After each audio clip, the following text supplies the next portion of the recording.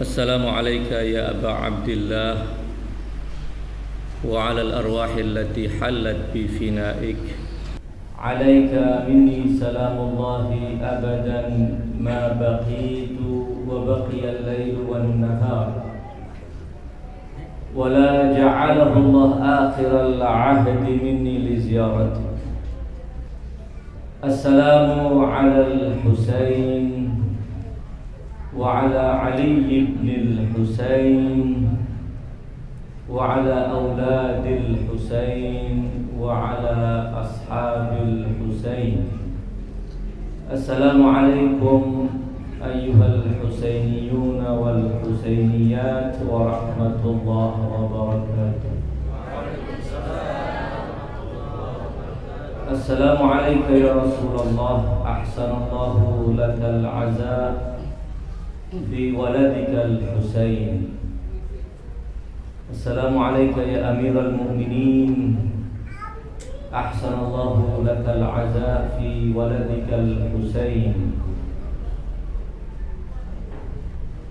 السلام عليك يا فاطمة يا بنت رسول الله، أحسن الله لك العزاء في ولدك الحسين. السلام عليك يا أبا محمد يا حسن بن علي المجتبى، أحسن الله لك العزاء في أخيك الحسين. السلام عليك يا أم المصائب يا زينب الكبرى، أحسن الله لك العزاء في أخيك الحسين. السلام على الأئمة الهداة من ذرية الحسين، أحسن الله لكم العزاء في أبيكم وجدكم الحسين. السلام عليك يا صاحب العصر والزمان يا عين الحياة، أحسن الله لك العزاء في جدك الحسين. Ikhwan, akhwat sekalian, mari kita sampaikan bela sungkawa kita kepada baginda Rasulullah sallallahu alaihi wa alihi wasallam dan ahlu bait suci beliau. Kita sampaikan bela sungkawa kita kepada sahibul asri waz zaman, karena merekalah sejatinya ashabul azab. Sejatinya yang sedang berduka adalah beliau, yang sedang berduka adalah sahibul asri waz zaman. Seperti kita baca dalam doa nudbah, wala andubannaka sabahan wa masa'a wala abkiyanna alaika badalat dumu'i dama. Aku akan selalu ratapi engkau wahai ayahku, wahai kakekku Al-Husain, di pagi dan di sore hari, sepanjang hari, dan aku akan menangisimu dengan cucuran air mata, dengan cucuran darah. Aku akan menangisimu dengan cucuran air darah sebagai ganti cucuran air mata. Duka yang sangat mendalam tentu dirasakan oleh setiap orang yang mengenal secara sempurna keagungan Al-Husain alaihi salam. Dan tidak ada yang memahami dan mengenali keagungan Al-Husain melebihi dari kakek beliau, melebihi dari ayah beliau, melebihi dari ibunda beliau, melebihi dari saudara beliau, melebihi dari saudari beliau Zainab, melebihi dari para a'immatul athhar salawatullah wassalamuhu alaihim ajma'in. Karena mereka tentu orang yang sangat berduka dengan peristiwa ini. Mengulang-ulang kabar dan berita serta cerita tentang tragedi Karbala yang kemudian diiringi dengan rintihan, yang diiringi dengan ucapan-ucapan yang menampakkan kesedihan, yang menjelaskan keagungan orang yang sedang kita peringati, adalah sebuah tradisi mulia yang berlaku di setiap umat. Tidak ada umat yang akan mengabaikan dan kemudian melupakan orang-orang mulia dan terhormat di hati mereka, mereka tentu akan selalu mengingatnya. Itu yang disebut dalam istilah Arab dengan arisa, meratapi orang yang sudah mati dengan puja-pujaan tentang kemuliaannya. Kalaupun pada sebagian tradisi mungkin apa yang diucapkan oleh orang-orang yang mengucapkan risa itu sesuatu yang mungkin tidak real ada pada seorang mati yang sedang diratapi, boleh jadi adalah melebih-lebihkan sesuatu yang tidak ada pada si mayit yang sedang diratapi, namun juga disampaikan. Walaupun dari satu sisi boleh jadi itu positif, namun ketika apa yang disampaikan tidak ada pada pribadi yang sedang diperingati, tidak real ada pada perilaku atau sifat orang yang sedang diperingati, tentu itu sesuatu yang jauh dari etika Islam. Tetapi apabila kemudian yang disampaikan adalah sesuatu yang fakta, nyata, berbagai kemuliaan yang disampaikan dalam risa, rintihan itu, rintihan yang disempurnakan dan dilengkapi dengan pujaan, dengan menyebutkan berbagai macam keistimewaan, jasa-jasanya, itu sesuatu sekali lagi sudah menjadi tradisi khususnya di kalangan masyarakat Arab. Salah satu contoh yang diabadikan dalam sejarah Islam, saudara Malik ibn Nuwairah, yang konon dalam cerita versi penguasa, Malik dan kaumnya dianggap telah murtad dan kemudian dibantai habis oleh pasukan yang dikirim oleh penguasa dari kota Madinah. Padahal sejatinya tidak demikian. Terlepas dari semua cerita, ringkas kata bahwa kematian Malik ibn Nuwairah benar-benar menyayat hati kaumnya, keluarga dekatnya, sehingga ketika pada suatu hari saudara dari Malik ibn Nuwairah datang di masa kekuasaan Khalifah Umar ibn Khattab, dan dalam waktu yang tidak jauh dari kematian saudara Umar bin Khattab yang bernama Zaid ibn Khattab, rintihan yang disampaikan oleh saudara Malik ibn Nuwairah viral kalau istilah sekarang, menjadi buah bibir para pujangga dan orang-orang yang gemar dengan keindahan-keindahan sastra. Karena itulah yang mungkin banyak di kalangan masyarakat Arab saat itu menikmati nilai-nilai sastra yang ada pada bait-bait syair, khususnya bait-bait yang sifatnya risa. Umar pun sudah jauh hari pernah mendengar, karena peristiwa pembantaian Malik ibn Nuwairah sudah berlaku di zaman Khalifah pertama, bahkan sejak di bulan-bulan pertama kekuasaan Khalifah pertama. Sehingga kasidah yang digubah oleh saudaranya Malik ibn Nuwairah sudah melayan kemana-mana, semua pada mendengar. Sebagian dari mereka menghafal bait-bait syair indah itu. Ketika berjumpa dengan Khalifah Umar meminta kepada saudara Malik untuk mengulang membaca bait-bait syair rintihan yang sangat memilukan. Bagaimana diceritakan pembantaian yang dilakukan terhadap kaumnya, bagaimana perlakuan mereka kepada Malik, dan Umar pun ikut menangis ketika mendengar rintihan, risa, ratapan yang disampaikan dalam bait-bait syair.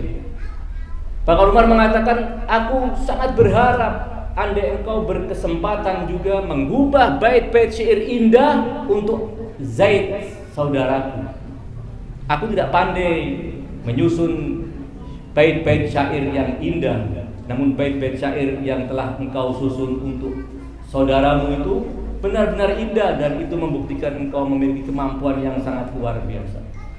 Jadi sunnatur risa, tradisi adanya risa, mengulang-ulang cerita duka tentang kematian seorang adalah sesuatu yang sangat manusiawi. Sehingga apabila ada pihak yang ingin mengatakan jangan lakukan yang demikian, itu sepertinya ingin menabrak, ingin membentur, ingin mengubur hal positif yang ada pada jiwa kita sebagai manusia. Dan itu berlaku. Rasulullah Shallallahu Alaihi Wasallam apabila pada cerita saudara Malik ibn Nuwairah, mungkin sebagian tidak menganggapnya sebagai hujjah, sebagai dalil bahwa risa, tradisi meratapi, menyampaikan kisah-kisah yang menyayat hati yang terjadi, andai itu dianggap sebagai sebuah hujjah, maka masih banyak, bahkan terlalu banyak riwayat-riwayat yang menjelaskan secara ringkas, menjelaskan secara khusus tentang peristiwa Karbala, bahkan jauh sebelum peristiwa itu sendiri terjadi. Bagaimana Rasulullah Shallallahu Alaihi Wasallam di hari kelahiran putra dan cucu tersayangnya Al-Husain bin Ali, ketika bayi mungil itu yang diselimuti dengan kain putih diserahkan kepada Rasulullah Shallallahu Alaihi Wasallam, Rasulullah mengumandangkan adzan di telinga kanannya dan mengumandangkan iqamah di telinga kirinya. Allah mengutus Jibril untuk datang dengan dua tujuan, dengan dua agenda kedatangan Jibril yang diperintahkan oleh Allah. Pertama, mengucapkan selamat atas kelahiran cucu Rasulullah Shallallahu Alaihi Wasallam, dan agenda kedua Jibril mengucapkan ucapan bela sungkawa kepada Rasulullah di hari yang sama, di waktu yang sama, mengucapkan selamat atas kelahiran, dan sekaligus Allah wahyukan kepada Nabi melalui Jibril bahwa cucumu yang engkau cintai, yang sekarang baru lahir ini, cucumu yang baru saja dilahirkan dan engkau gendong ini akan dibantai oleh sekelompok orang yang mengaku sebagai umatmu. Diberitakan, bayangan kita, kalaupun ada sesuatu yang bakal menimpa bayi, anak kita, cucu kita, ada sesuatu yang menyedihkan, mungkin tidak akan disampaikan, ditutup dulu. Ini masa masih biarkan seorang kakek bergembira dengan kelahiran cucunya. Namun Allah tidak mengizinkan yang demikian. Di hari sukacitamu wahai Muhammad, kamu juga harus mengingat duka Al-Husain alaihi salam. Bukan dalam rangka Allah ingin menyakiti hati Rasulullah Shallallahu Alaihi Wasallam dan merusak kegembiraan Rasulullah, tidak. Justru Rasulullah diberitahukan di hari kelahiran Al-Husain bahwa cucunya ini akan dibantai, dan Rasulullah pun kemudian menangis, bersedih, berduka tentang apa yang akan dialami oleh cucu tercintanya. Tidak cukup di hari pertama, di hari ke-7, di saat Al-Husain genap usia 1 tahun, di saat Al-Husain genap usia 2 tahun, Allah selalu memperbaharui dan terus mendatangkan Jibril, memerintahkan Jibril untuk datang dan menyampaikan wahyu, dan setiap kali kabar duka disampaikan oleh Jibril, bukan karena Nabi sudah lupa, tidak, namun sengaja Allah selalu mengingatkan dan memperbaharui agar ini menjadi tradisi bagi kita, untuk juga memperbaharui kesedihan untuk Al-Husain alaihi salam. Jangan pernah kita membiarkan momen duka ini berlalu sehingga kita pun perlahan-lahan akan lalai dan lupa akan peristiwa ini. Karena ketika kita lupa akan duka Al-Husain, berarti kita lupa jalan menuju surga. Ketika kita tidak lagi memperingati Al-Husain, berarti kita telah kehilangan arah menuju surga. Al-Husain adalah sosok pribadi agung yang mempersembahkan jiwanya dan ditangisi oleh baginda Rasulullah Sallallahu Alaihi Wasallam sebelum peristiwanya terjadi. Ini adalah sesuatu yang tidak pernah kita temukan. Al-Imam Al-Hasan Al-Mujtaba juga mengalami derita, namun Rasul Sallallahu Alaihi Wasallam tidak memperlakukan beliau seperti yang beliau perlakukan Al-Husain.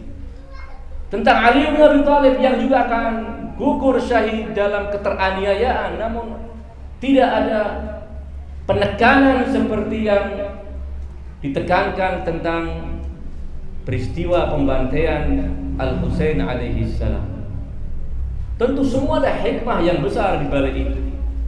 Bahkan Rasulullah sallallahu alaihi wasallam seringkali disebutkan dalam salah satu riwayat yang disebutkan oleh para ulama ahli sunnah, Al-Imam Ahmad, Al-Imam Al-Hakim dalam Mustadrak, Ibn Hajar dan para ulama yang lainnya meriwayatkan di saat Rasulullah sallallahu alaihi wasallam didatangi oleh malaikat Jibril untuk menyampaikan wahyu dari Allah kepada beliau, dan beliau sedang konsentrasi menerima wahyu dari Jibril. Al-Husain masuk ke ruangan Rasulullah sallallahu alaihi wasallam, dan ketika mendapatkan kakeknya sedang menundukkan jasadnya demikian, Al-Husain menunggangi dan duduk di punggung Rasulullah sallallahu alaihi wasallam sambil bermain-main, dan Rasulullah tidak menurunkan Al-Husain dari punggungnya sementara wahyu beliau terima. Jibril menyampaikan wahyu kepada beliau sallallahu alaihi wasallam. Rasulullah tidak bergerak dan membiarkan Al-Husain tetap bermain-main di punggung suci Rasulullah sallallahu alaihi wasallam. Di saat itu Jibril kembali mengingatkan tentang apa yang bakal dialami oleh Al-Husain. Wahai Muhammad, apakah engkau mencintai putramu ini? Tentu, kata Rasulullah. Ketahuilah bahwa umatmu akan teruji, akan mengalami sebuah ujian berat, dan mereka gagal dalam ujian itu. Mereka akan membunuh putramu ini. Jika engkau mau, aku akan ambilkan segenggam tanah dari tempat terbunuhnya putramu tersebut. Lalu riwayat mengatakan bahwa Jibril mengulurkan tangannya untuk mengambil segenggam tanah putih dari padang Karbala dan diserahkan kepada Rasulullah. Dalam sebagian riwayat lain, ketika Rasulullah menerima segenggam tanah Karbala, beliau cium tanah Karbala tersebut.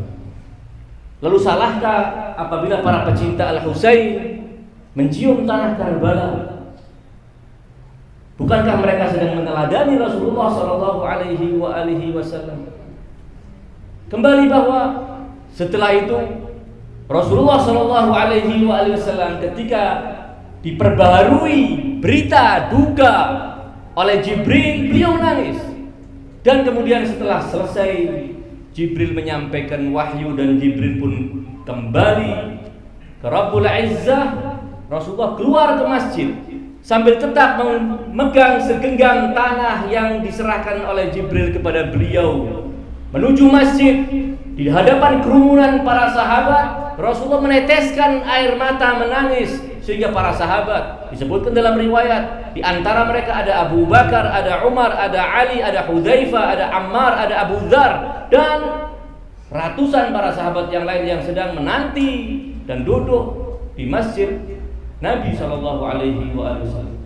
Kemudian ketika mereka menyaksikan Rasulullah menangis, mereka bertanya, "Wahai Rasulullah, ma yubkik? Gerangan apa yang menyebabkanmu menangis?" Maka Rasulullah mengatakan, "Akhbarani Jibril. Malaikat Jibril telah mengabarkan kepadaku bahwa putraku Al-Husain akan dibunuh, dan dia menyerahkan segenggam tanah dari Karbala, tempat di mana cucuku, putraku akan dibantai. Tempat itu namanya At-Taf, nama lain dari Karbala." Kita bisa bayangkan ketika Rasulullah menyampaikan, menceritakan apa yang bakal dialami oleh Al-Husain alaihissalam dan beliau menangis. Tidak mungkin para sahabat juga kemudian acuh tidak ikut menangis.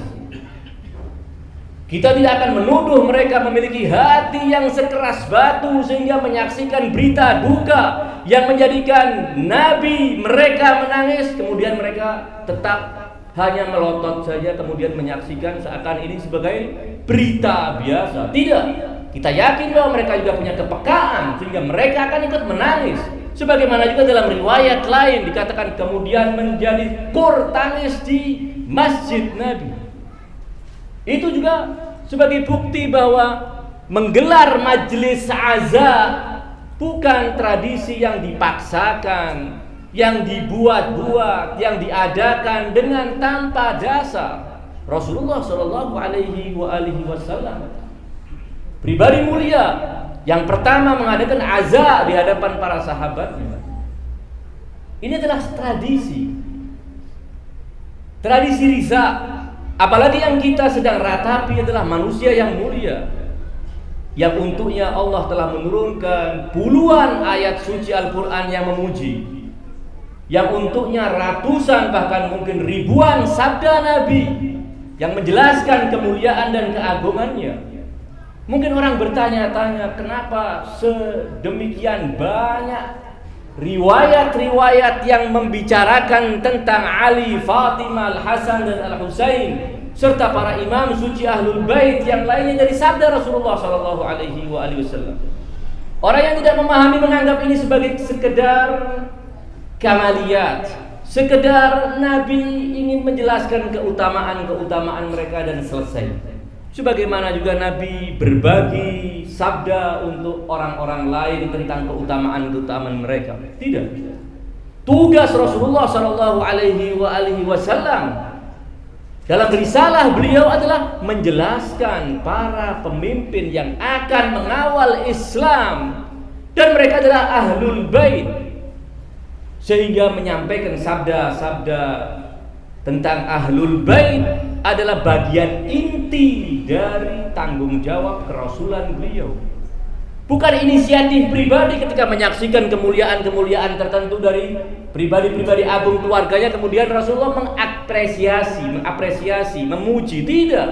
Tugas dari Allah Subhanahu wa taala, sampaikan semua keutamaan keluargamu, karena umat harus tahu tentang keutamaan keluargamu, karena umat harus paham tentang pemimpin mereka. Jangan sampai tertipu sehingga para pemimpin disingkirkan sementara musuh-musuh para pemimpin diagungkan. Karena ini akan menjadikan kita kehilangan arah dalam keberagamaan kita. Sekali lagi kembali ikhwan akhwat sekalian, riza, ratapan dengan bahasa apapun, bahasa yang bisa menyayat hati, ungkapan-ungkapan yang akan mengundang kesedihan adalah tidak cuma tradisi masyarakat Arab yang terpuji, tidak juga tradisi masyarakat Arab yang kemudian diadopsi atau dikukuhkan oleh baginda Rasulullah Shallallahu Alaihi Wasallam dengan mengulang dan terus mengulang kisah tragedi Al-Husain alaihissalam. Namun ini lebih dari itu, sunnatul Quran. Riza adalah sunnah Quraniyah. Berapa banyak ayat-ayat yang kita baca yang menjelaskan tentang berbagai macam penindasan, perlakuan keji kepada orang-orang mukmin yang Allah angkat ceritanya. Dan apabila kita baca ayat-ayat itu, mungkin tidak terlalu jauh cara pembawaannya dari maktal yang biasa dibaca oleh para pecinta Al-Husain alaihissalam. Ada penekanan pada sisi keteraniayaan, ada penekanan pada sisi kemazlumiyahan mereka, ada penekanan pada sisi kekejian perilaku para penindas, diungkapkan dengan bahasa-bahasa yang menyayat. Cerita-cerita sedih itu disampaikan oleh Al-Quran. Sangat banyak ayat-ayat Al-Quran yang bercerita tentang itu. Di antaranya adalah Suratul Buruj. Suratul Buruj adalah sebuah cerita tentang tragedi mengerikan yang dilakukan oleh sekelompok kaum durjana terhadap sekelompok kaum mukmin yang tidak punya dosa kecuali keimanannya kepada Allah. Tidak punya dosa, tidak punya salah, tidak pernah mengganggu siapapun. Namun keimanannya mengusik kepentingan para penguasa yang zalim saat itu. Qutila ashabul ukhdud. Ini gaya redaksi yang dipilih dalam ayat tersebut mirip dengan gaya bahasa yang ada pada Maktal, menceritakan bagaimana ashabul ukhdud, orang-orang yang ditempatkan di pinggir sebuah parit besar yang digali oleh penguasa dan dipenuhi dengan kayu bakar, dan kemudian kayu itu dinyalakan sehingga apinya pun menyala-nyala. Orang-orang mukmin itu didudukkan di bantaran galian besar yang berapi tersebut sambil mengancam mereka. Qutila ashabul ukhdud an-nari dzatil waqud idhum 'alaiha qu'ud. Didudukkan, ada intimidasi, ditekan agar mereka menanggalkan keimanan. Kalau tidak, ancamannya akan dilempar satu persatu ke dalam api unggun yang ada di galian tersebut. Digambarkan qutila ashabul ukhdud an-nar dzatil waqud idhum 'alaiha qu'ud wa hum 'ala ma yaf'aluna bil mu'minina syuhud. Mereka menyaksikan apa yang diperlakukan terhadap orang-orang mukmin. Kenapa kejahatan itu mereka lakukan? Apakah kaum mukminin mengganggu mereka? Tidak. Wa ma naqamu minhum illa ayyuminu billah. Tidak ada dosa mereka. Orang-orang kafir itu dendam hanya semata karena mereka orang-orang yang beriman kepada Allah. Ini riza, ya, adalah rintihan. Al-Quran mengajarkan kepada kita, ulangi cerita pembantaian keji yang dilakukan. Dan ketika Al-Quran menceritakan demikian, apa kita akan sama dengan membaca koran, katakan? Tidak ikut larut dalam kesedihan, sementara yang dibantai dengan cara keji, dibakar hidup-hidup adalah kaum mukminin, baik kita kenal mereka maupun tidak kenal mereka. Keimanan mereka yang menyatukan kita dengan mereka. Kendati kita dipisah dari mereka ribuan tahun, boleh jadi bukan sesuatu yang akan memisah kita dengan mereka. Keimanan yang menyatukan kita. Ketika Al-Quran menceritakan yang demikian, apa yang diminta dari kita oleh Al-Quran? Apakah kemudian membaca, kita tutup, wa shadaqallahul azim, selesai? Tidak.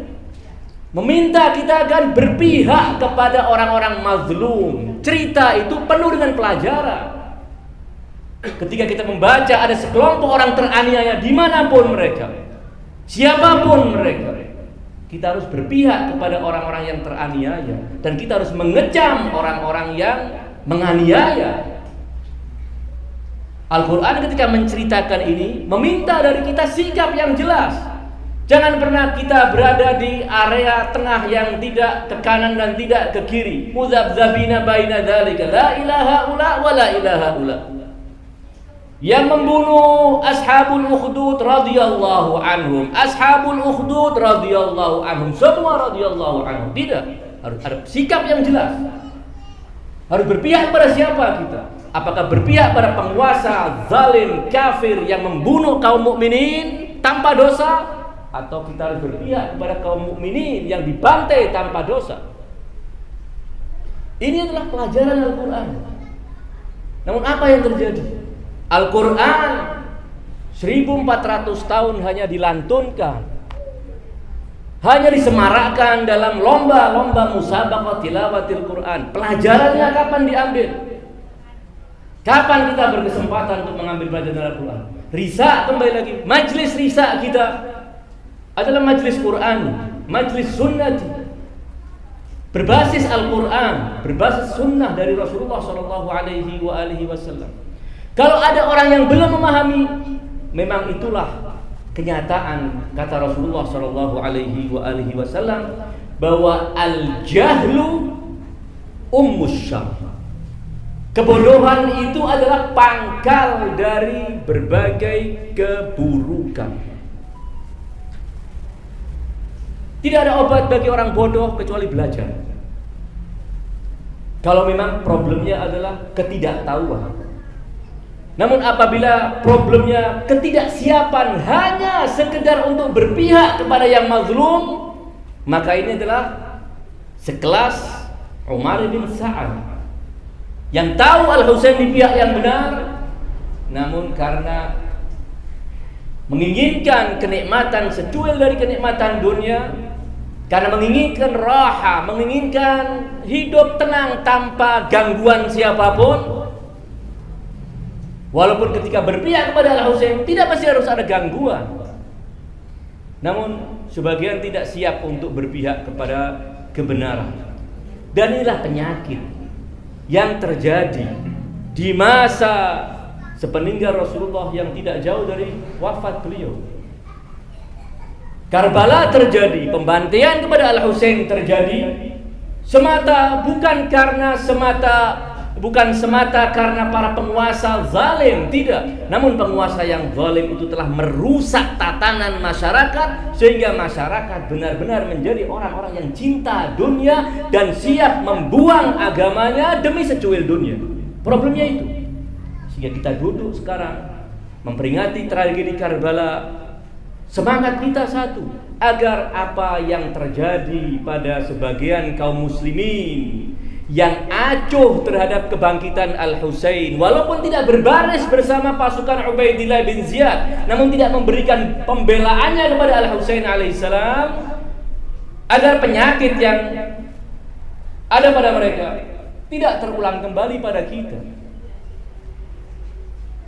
Al-Husain alaihissalam dalam salah satu surat pendek beliau yang disebutkan, beliau layangkan dalam selembar kertas yang sangat kecil, yang beliau gulung kecil sekali, tidak lebih dari 2 baris atau 1 baris setengah. Surat Al-Imam Al-Husain ketika beliau telah sampai di Karbala, beberapa hari sampai di Karbala, beliau menulis surat. Beliau perintahkan seorang untuk menuju kota Al-Madinah Al-Munawwarah, menyerahkan surat ini kepada adiknya Muhammad ibn al-Hasan, Muhammad ibn al-Hanafiyah. Surat yang pendek, Bismillahirrahmanirrahim. Minal Husain ibn Ali ila akhihi Muhammad ibn Ali wa man qibalihi min Bani Hashim. Dari Husain putra Ali kepada Muhammad putra Ali dan kaum Bani Hashim yang ada di sekelilingnya. Apa isi surat? Ka'anna dunya lam takun wa ka'annal akhirata lam tazal wassalam. Surat yang sangat pendek, namun beliau menggambarkan dari surat yang sangat pendek ini, inilah realitanya yang menjadikan Al-Husain ditinggalkan oleh umat kakeknya. Kita tidak berbicara tentang pasukan yang sudah benar-benar terpedaya oleh setan sehingga bergabung bersama Umar bin Sa'ad, punya permasalahan lain, punya hisab lain, umat Islam yang lain yang kita bicarakan. Ka'anna dunya lam takun, seakan dunia ini tidak ada. Wa ka'annal akhirata lam tazal, dan seakan akhirat tetap ada sekarang. Bukan menanti hari kiamat, tidak. Sekarang akhirat ini ada. Al-Imam ingin menggambarkan, kalian jangan tenggelam dalam kebergantungan kalian kepada dunia, karena dunia itu hakikatnya tidak ada. Tidak ada dunia ini. Cepat atau lambat akan meninggalkan kita. Kalau bukan kita yang meninggalkan dahulu dunia ini, dunia akan meninggalkan kita. Lam takun, tidak ada. Karena jangan terlalu bergantung kepada dunia.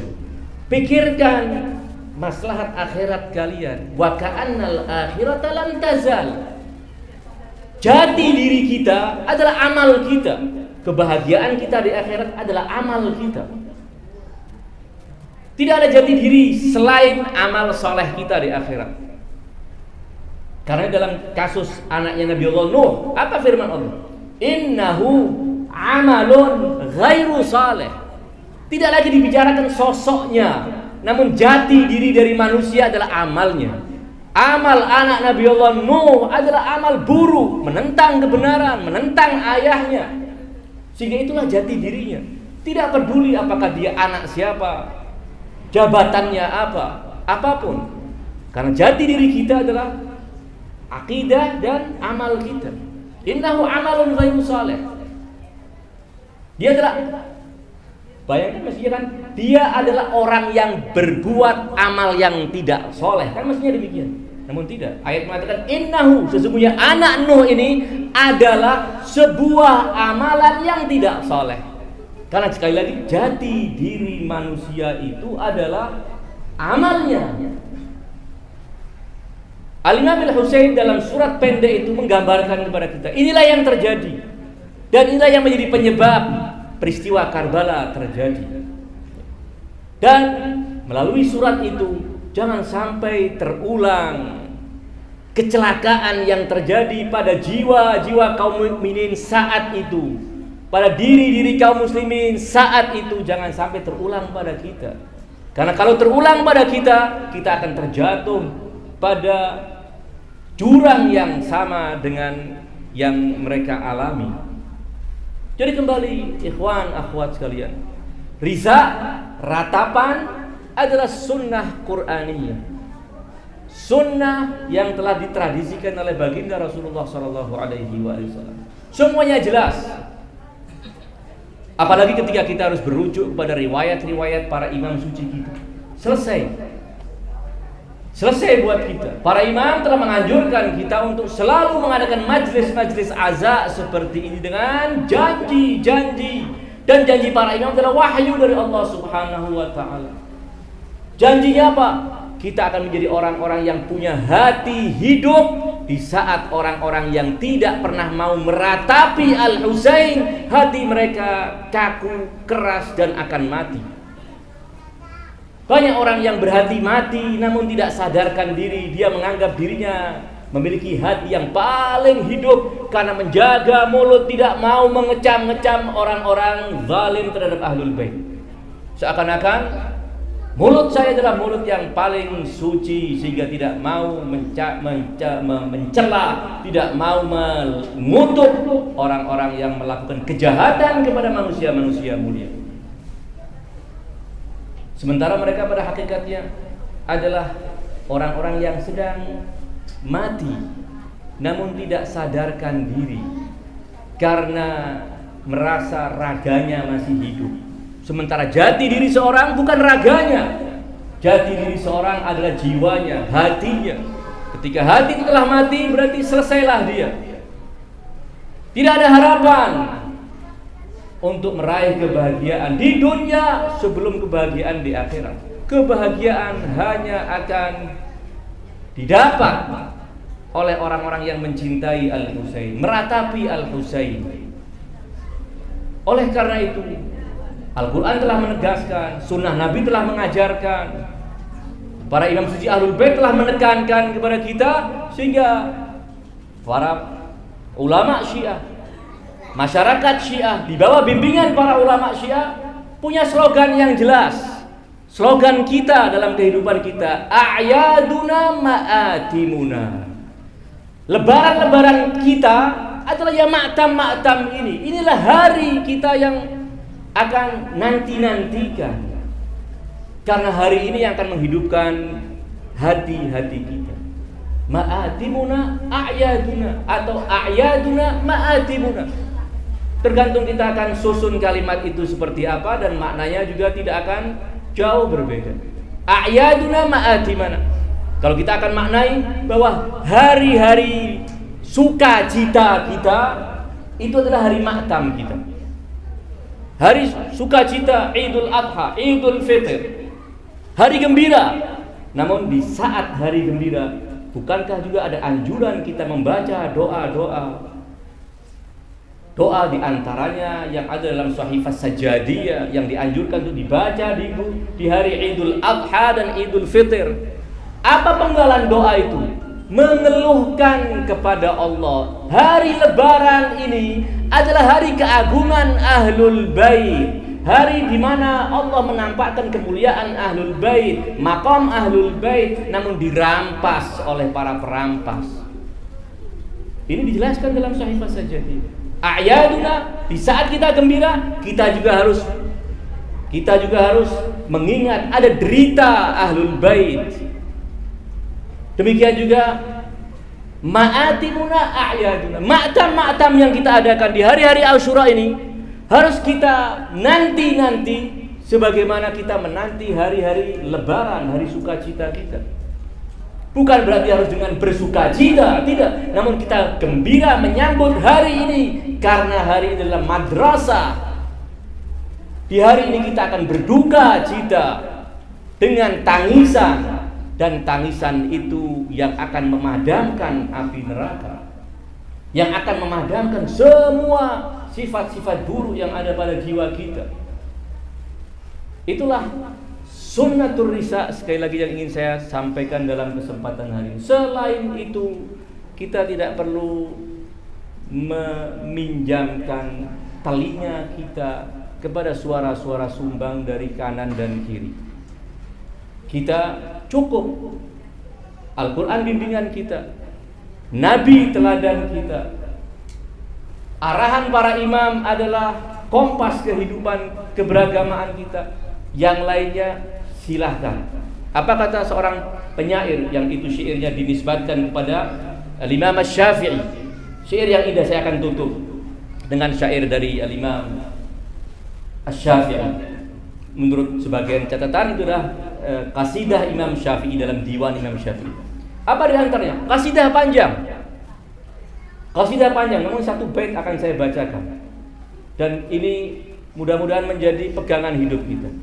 Kata Imam Syafi'i, khalluli aliyan imaman wa naslahu. Wahai kalian semua yang ada di dunia ini, biarkan Ali dan keturunannya menjadi imam-imam kami. Wa antum fil baqina fi awsa'il hilmi. Yang lainnya ambil semua, tidak apa-apa. Al-muhim sisakan Ali bin Abi Thalib dan keluarga sucinya. Yang lainnya silakan. Kita tidak akan berebut. Kita cukup memiliki manusia-manusia suci. Khalluli aliyan imaman wa naslahu wa antum fil baqina fi awsa'il hilmi. Tidak usah takut kita akan rampas. Ambil. Silahkan. Minta dikumpulkan di akhirat. Silahkan. Kita tidak akan juga minta dikumpulkan dengan mereka di akhirat. Kita akan minta dikumpulkan dengan Muhammadin wa ali Muhammad. Muhammad wa ali Muhammad. Allahumma salli ala Muhammad wa ali Muhammad. Assalamualaikum ya Aba Abdullah wa ala al-arwah allati hallat bi finaik. Alayka minni salamullahi abadan ma baqitu wa baqiya al-lail wan nahar. Wa la ja'alahu Allah akhir al-'ahd minni li ziyarati. Mari kita baca bersama. Assalamu ala al-Husain Ali ibn al-Husain wa ala awlad al-Husain wa ala ashab al-Husain. Wassalamualaikum warahmatullahi wabarakatuh.